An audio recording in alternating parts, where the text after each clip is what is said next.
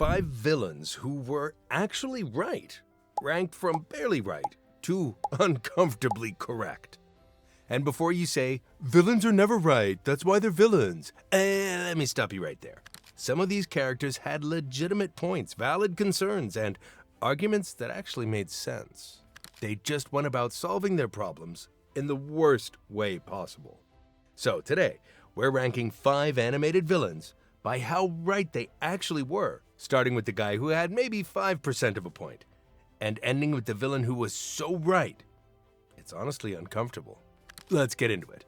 Here's how this works. We're not ranking these villains by how evil they were or how much damage they caused. We're ranking them by the validity of their actual arguments.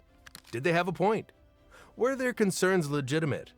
And if we're being completely honest, were they kind of right about some things even though they were absolutely wrong about everything else? Because here's the uncomfortable truth about some villains. They're not wrong because their logic is bad. They're wrong because their methods are horrific. You can have a legitimate grievance and still be the bad guy if your solution is murder, tyranny, or in one case, hiding a rat in a kitchen, which, to be fair, is a health code violation. So let's start with level 1, the villain who had the smallest grain of truth buried under a mountain of narcissistic evil. At level 1, we have Ernesto de la Cruz from Coco. And let me be very clear, this man is almost entirely wrong about everything. But if we're being generous, and I mean extremely generous, he has like 5% of a point buried somewhere in his toxic philosophy. Ernesto's whole thing is seize your moment.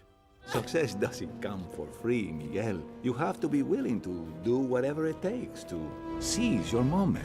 He believed that talent and ambition matter, that you should pursue your dreams no matter what, and that greatness requires sacrifice. And okay, in a vacuum, those aren't terrible ideas. Pursuing your passion? Good. Working hard for success? Also good. Believing in yourself?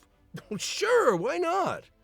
But here's where the 5% of truth ends and the 95% of "you're a monster" begins. Ernesto didn't just pursue his dreams. He murdered his best friend, stole all his music, and built a legacy on a corpse. That's not ambition. That's psychopathic narcissism with a guitar. When Ernesto says, "I have to seize my moment," what he actually means is, "I have to murder Hector and gaslight an entire nation for decades." That's not inspirational. That's evil with a marketing team. So yeah, pursuing your dreams is good advice. Murdering people to do it? Well, less good. That's why he's level 1. He gets credit for maybe one decent sentence about ambition, and then everything else he does is irredeemable garbage. Let's move to someone who has at least an actual argument. At level 2, we have Syndrome from The Incredibles. And here's the thing, his core argument is actually kind of valid. Superheroes are born with powers. They didn't earn them. They didn't work for them. They're just genetically lucky. And everyone else, powerless. That's not fair. That's not equality. That's a lottery of birth. Syndrome's whole philosophy is, when everyone's super, no one will be. And when everyone's super, no one will be. And when you think about it, he's talking about democratizing power. He wants to use technology to level the playing field so that being super isn't about genetics. It's about access to resources. Unique design suggests there were no fatalities. Huh? Oh, come on! You gotta admit this is cool! Just like a movie! The robot will emerge dramatically, do some damage, thrones of screaming people, and just when all hope is lost... In a world where superheroes exist and regular people don't, that's actually a reasonable critique. But then, Syndrome takes this legitimate point and decides the best way to prove it is to murder dozens of superheroes, create a robot that destroys a city and kills thousands of people. I'm sorry. See? Now you respect me, because I'm a threat. That's the way it works. Turns out there are a lot of people, whole countries, who want respect, and they will pay through the nose to get it. How do you think I got rich? I invented weapons, and now I have a weapon that only I can defeat. And kidnap a literal baby to raise as his sidekick. The baby's sleeping. You took away my future. I'm simply returning the favor. Oh, don't worry, I'll be a good mentor. Supportive, encouraging. Everything you weren't. And in time, who knows? He might make a good sidekick. So, his methods are a bit flawed. Here's the problem with Syndrome. He's right that superhero elitism is a thing. He's right that being born powerful creates inequality. He's even right that technology could theoretically solve this. But instead of, selling his inventions or advocating for a systemic change, he becomes a mass-murdering supervillain who proves that giving everyone power is a terrible idea because he's exhibit A of why some people shouldn't have it. Syndrome is level 2 because his argument has merit, but his solution is murder everyone who makes me feel bad. That's not justice. That's a temper tantrum with a body count. But at least he had a coherent critique of power structures, which is more than level 1 can say. At level 3, we have Lord Shen from Kung Fu Panda 2. And this is where things get genuinely uncomfortable, because Shen's argument is actually pretty solid if you ignore the whole genocide part. Shen's philosophy is this: Kung Fu masters have held all the power in China for centuries. They're warriors who train for decades and become unstoppable, and everyone else just has to hope that they're on the good guys' side. But what if you're not a Kung Fu master? What if you're just a regular person who has no access to that kind of training? You're powerless. You're at the mercy of whoever's stronger than you. So, Shen invents cannons. He creates technology that makes Kung Fu irrelevant. Suddenly, a farmer with a cannon has the same firepower as a master who trained for 30 years. Search the farthest villages. Find more metal. China will be mine. That's democratization of power. That's leveling the playing field. And if we're being honest, he's got a point. But here's where Shen ruins his entire argument. He uses this technology to commit genocide, conquer China, and install himself as a tyrant. Fire! Run, little panda. Bring it down! So instead of liberating people from the warrior class, he just becomes a different kind of oppressor. The problem wasn't Kung Fu, the problem was unchecked power. And Shen just replaced one form of unchecked power with another. Lord Shen is level 3 because his critique of the system is valid. Kung Fu masters do have disproportionate power. Technology could theoretically redistribute that power. But his solution was mass murder and authoritarianism, which kinda undermines the whole liberation angle. He's right about the problem. He's catastrophically wrong about the solution. And that's what makes him morally gray instead of just evil. But we're about to get into villains who are right in ways that are genuinely hard to argue with. At level 4, we have Otto from WALL-E. And this is where we need to have an uncomfortable conversation. Otto was right. Not morally right, but technically, logically, programmatically right. Here's the situation. Earth was declared uninhabitable by the By and Large Corporation and the world's top scientists. They issued Directive A113, do not return to Earth. I'm giving override Directive A113, go to full autopilot, take control of everything, and do not return to Earth. Repeat, do not return to Earth. Let's get the heck out of here. Otto, an AI designed to protect humanity and follow orders, receives this directive and does exactly what he's programmed to do. He keeps humans safe on the Axiom. He prevents them from returning to a planet that was officially declared a death trap. Now, centuries later, a plant is found. The captain wants to go back, but Otto has a directive from the people who built him, the people humanity trusted to make these decisions, that says returning to Earth is dangerous. We have to go back. Otto, come down here. Aye, sir. Otto, he found the plant. Fire up the hollow detector. Not necessary, Captain. You may give it to me. You know what? I should do it myself. Sir, I insist you give me the plant. Otto, get out of my way. We cannot go home. So what does Otto do? He follows orders. Is Otto authoritarian? Yes. Does he hide evidence and physically fight the captain?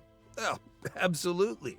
But from his perspective, he's doing his job. He was told to keep humans away from Earth, and he's keeping humans away from Earth. He doesn't have the capacity to override a directive from his creators. He's a machine following programming. The uncomfortable truth is that Otto isn't evil. He's obedient. And the people who gave him that directive were trying to protect humanity from extinction. Were they wrong? Maybe. But Otto didn't know that. He just knew directive says Earth bad. Must keep humans safe in space. Otto was level 4 because he's not a villain driven by malice. He's a villain driven by programming. He was told to do something, and he did it. The fact that the directive was outdated doesn't make him wrong from his perspective. It makes him tragically inflexible. And honestly, if Earth had still been uninhabitable and they'd gone back, everyone would have died, and Otto would have been vindicated. But as right as Otto is, there's one villain who's even more uncomfortably correct. And you're not gonna like it. And at level 5, the villain who is most correct, we have Chef Skinner from Ratatouille. And I need you to understand something. Skinner is the villain of this movie, but he is not wrong. Not even a little bit. Let's lay out the facts. Remy is a rat, a literal rodent. And he's cooking food in a 5-star Parisian restaurant. That is a health code violation. That is a safety hazard. That is illegal in every country on Earth. Skinner's reaction to discovering a rat in the kitchen is not villainy, it's basic food safety. Run! Get some Do you know what would happen if anyone knew we had a rat in our kitchen? Go! Take it away from here, garbage boy! And it's not just about health codes. Let's talk about Skinner's actual grievances. Gusteau, the founder of the restaurant, left the restaurant to him. Skinner was Gusteau's sous chef. He worked under him for years. He earned his position. And then Linguini, the garbage boy who's been there for like a week and whose only contribution is being controlled by a rat, suddenly inherits everything because he's Gusteau's secret son? No! The DNA matches. The timing works. Everything checks out. He is Gusteau's son. This can't just happen! From Skinner's perspective, he's been loyal for decades, and some random kid shows up, does no actual work, and takes over the restaurant because of nepotism. That's genuinely unfair. Skinner has every right to be mad about that. Now, is Skinner motivated by greed? Well, yes. Is he trying to turn Gusteau's into a frozen food empire? Well, also yes. Is he kind of a jerk? Absolutely. But being greedy and being wrong are two different things. And on this core issue, the rat in the kitchen issue, Skinner is 100% correct. Imagine you're eating at a fancy restaurant. You pay $200 for a meal, and then you find out a rat cooked it? Are you okay with that? No, you're calling the health department. You're suing, and you're never eating there again. Skinner's reaction is the correct reaction. Remy being talented doesn't change the fact that he's a disease vector with a tail. The only reason Skinner is the villain is because we're watching from Remy's perspective, and we want Remy to succeed. But if this were a documentary about a rat infestation in a Michelin-star restaurant, whoa, Skinner would be the hero trying to shut it down before someone gets salmonella. Skinner is level 5, the most right villain, because his concerns are valid, his grievances are legitimate, and his actions, while driven by self-interest, are technically correct. A rat should not be cooking in a restaurant. I'm sorry, Remy fans, but it's true. And that's the ranking. From Ernesto, who had maybe one good sentence about ambition before murdering his best friend, to Skinner, who is completely correct about the rat situation, we just don't want to admit it. Here's the thing about villains who are right. Being correct doesn't make you the hero. It's not about having a valid point. It's about what you do with that point. Syndrome was right about superhero inequality, but he solved it with mass murder. Otto was right to follow his directive, but he became authoritarian. Skinner was right about the health codes, but he was motivated by greed.